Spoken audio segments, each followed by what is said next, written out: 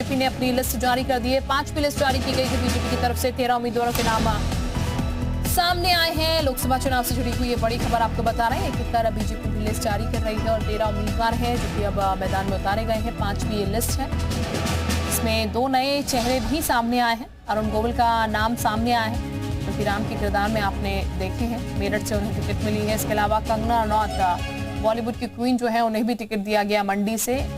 वहीं वरुण गांधी का टिकट काटा गया, हालांकि मेनका गांधी का टिकट बरकरार है। इसके अलावा सहारनपुर से राघव, गाजियाबाद से अतुल गर्ग, सर्वेश सिंह को मुरादाबाद से, सतीश गौतम को अलीगढ़ से, अरुण गोविल को मेरठ से, ये वो नाम हम आपको बता रहे हैं जिनको टिकट दिया गया है।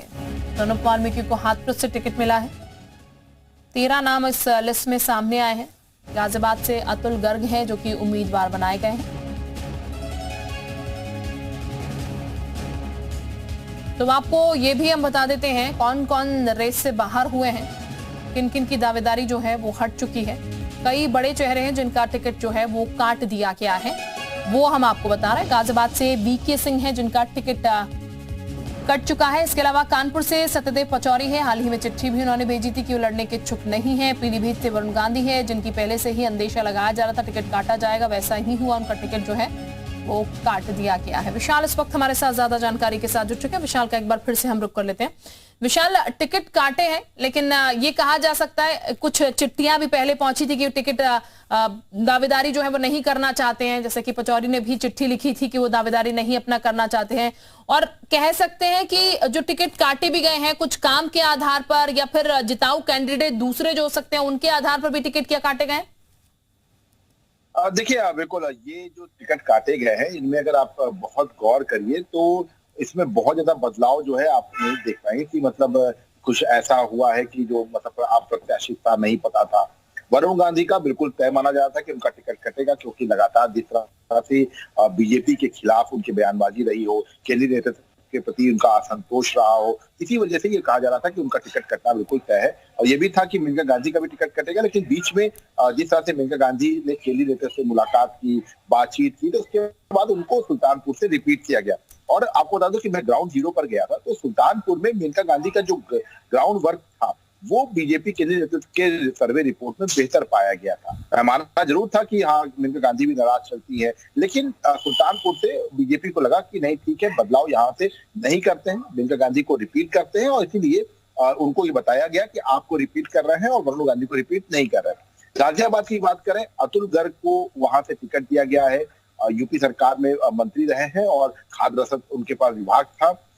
वीके सिंह ने पहले ही स्पष्ट कर दिया कि आधा घंटा पहले, 1 घंटा पहले जब उनको पोस्ट आया तो स्पष्ट हो गया था कि उनको टिकट नहीं मिल रहा है।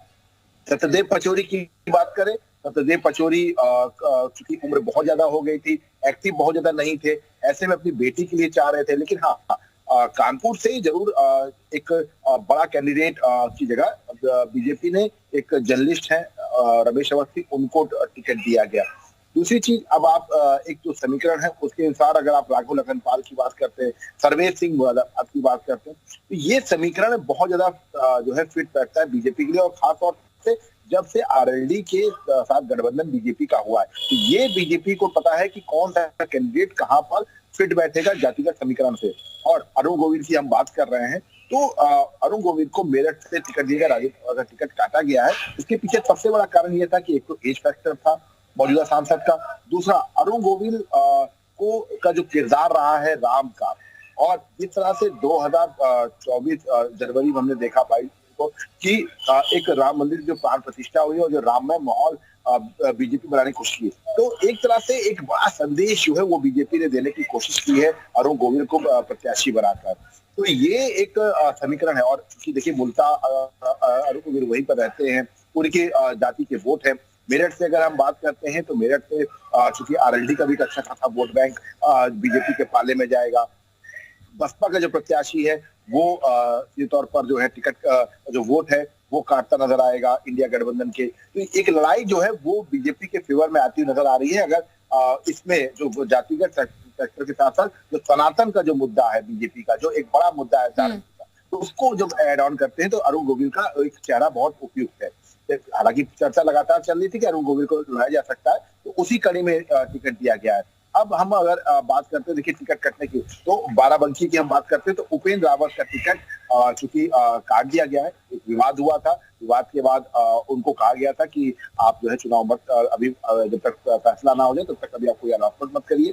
तो उन्होंने ये कहा कि ठीक है, जब तक मुझे क्लीन चिट नहीं मिलेगी मैं कोई चुनाव नहीं लड़ूंगा। उसके बाद राजारानी रावत को देखिए, वहां पर 3 खेमे 4 खेमे काम कर रहे थे बीजेपी के, लेकिन बीजेपी ने, जैसे अगर हम बात करें तो उपेंद्र रावत का एक खेमा है, प्रियंका रावत का एक खेमा है, लेकिन बीजेपी ने राजारानी रावत को प्रत्याशी बनाया, मतलब सेफ गेम खेला कि हम कहीं से भी विद्रोह ना हो, कि ऐसा ना हो कि किसी और को हम जो है दूसरे खेमे से बना दे तो लड़ाई हो जाती। ये बीजेपी ने बहुत एक सेफ गेम बाराबंकी में खेला है।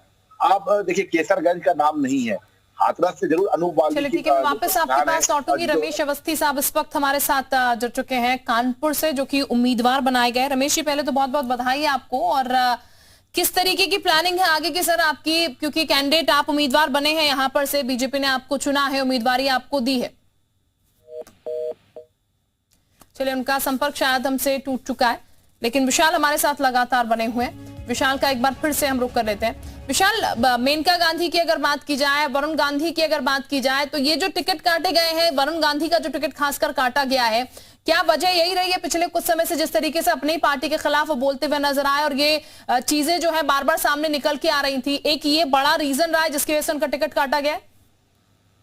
देखिए, बिल्कुल यही सबसे बड़ा कारण रहा है कि पार्टी के विरोध में वरुण गांधी हमेशा बोलते रहे। देखिए, मेनका गांधी कभी पार्टी के विरोध में नहीं आई, वो जरूर ठीक है केंद्रीय नेतृत्व से उनकी दूरी बनती नजर आई थी, लेकिन वो कभी विरोध नहीं करती थी। वो अपने संसदीय क्षेत्र में जाती थी, सारे कार्यक्रमों में हिस्सा लेती थी। वरुण गांधी के साथ ये दिक्कत थी, तमाम जो नेशनल मुद्दे थे उनको लेकर वरुण गांधी हमेशा पार्टी के खिलाफ खड़े रहे, चाहे किसानों के प्रोटेस्ट का मामला हो या हम कुछ और ऐसे मामले जो विपक्ष जिनको लगातार जो है धार दे रहा था, उनमें जो है वरुण गांधी जो है सरकार के खिलाफ खड़े नजर आए। तो अपनी सरकार के खिलाफ खड़े होने पर वरुण गांधी की इमेज जो थी वो पार्टी में भी और खासतौर से जो बीजेपी वर्कर थे उनके में भी कहीं ना कहीं से खराब होते नजर आए थे। बीजेपी को ये लग रहा था कि अगर वरुण गांधी को रिपीट करेंगे तो ये होगा कि वरुण गांधी को जो है जरूरी बहुत ज्यादा जो है उनके अलावा किसी चेहरे को ला नहीं सकते। तो उन्होंने वहां से जितिन प्रसाद को, देखिए जितिन प्रसाद भी चेहरा बहुत बड़ा है और खासतौर से ब्राह्मण है। और अगर हम बात करते हैं तो जितिन प्रसाद चूंकि कांग्रेस के एक बड़े नेता थे, उसके बाद बीजेपी में ज्वाइन किए, उसके बाद बीजेपी ने उनको जो है मंत्री बनाया, यूपी सरकार में कैबिनेट मंत्री लोक निर्माण विभाग का एक बड़ा मंत्रालय दिया, तो एक बड़ा पद है। तो ऐसे में जितिन प्रसाद को पीलीभीत से उम्मीदवार बनाया ताकि बहुत ज्यादा विरोध की बिल्कुल। बहुत शुक्रिया आपका। आप कुछ देखिए तस्वीरें भी आ रही है, कंगना की तस्वीरें भी आप देख सकते हैं। बहुत शुक्रिया आपका, ये फुटेज की तस्वीरें भी हम आपको दिखा रहे हैं क्योंकि कंगना को भी टिकट जो है मंडी से वो दिया गया है। बहुत शुक्रिया विशाल आपका तमाम जानकारी देने के लिए।